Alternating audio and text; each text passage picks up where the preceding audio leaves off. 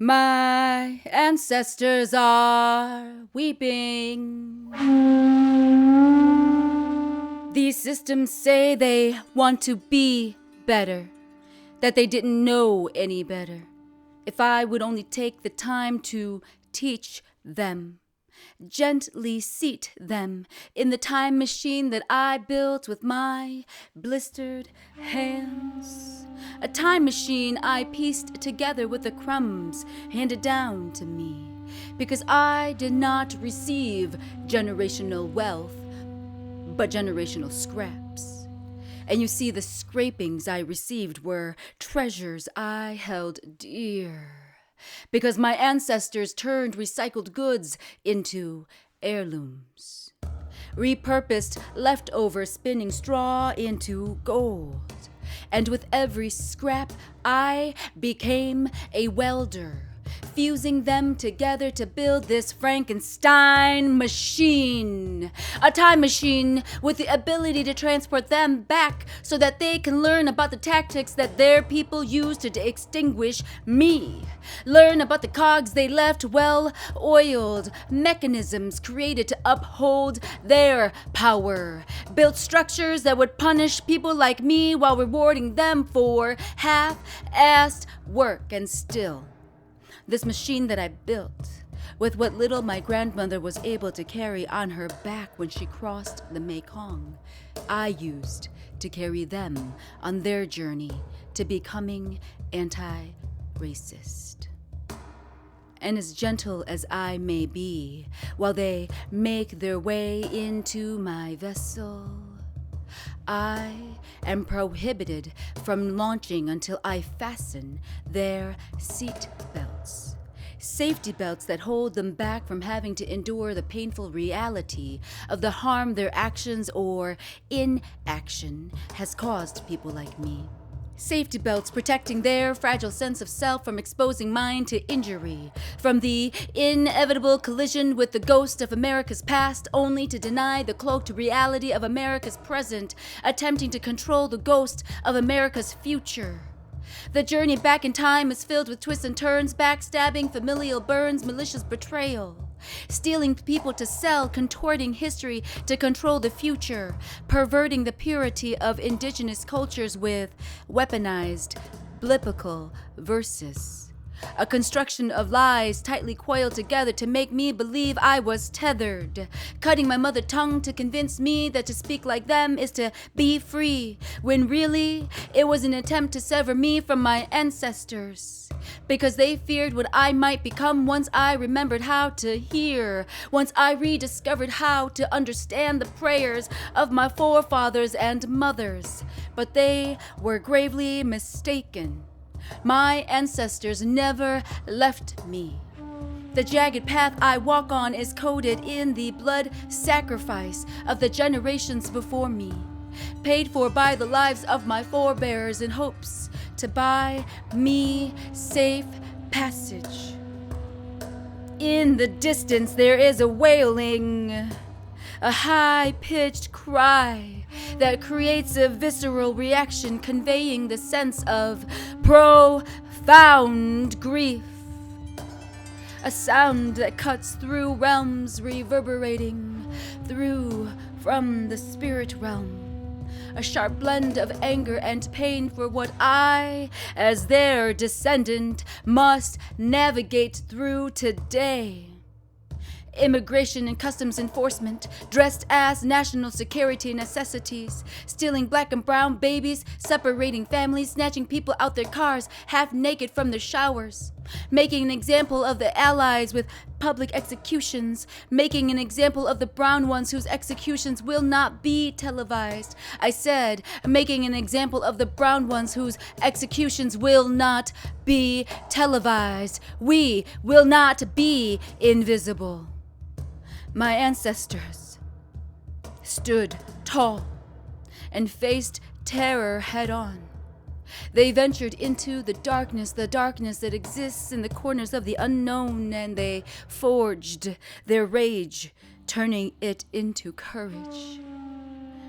They keep killing us.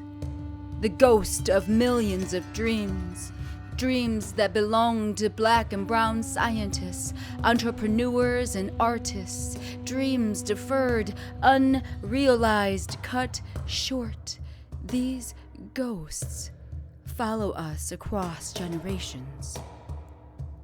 The haunting of what could have been but pushed out of reach hangs in the air like thick molasses dragging at our feet, making every step forward heavier, harder, more burdened than it should have ever been. They keep killing us. I came to this country as a child refugee of war and watched my mother and father absorb racist slurs as my 10-year-old eyes looked up to them for protection.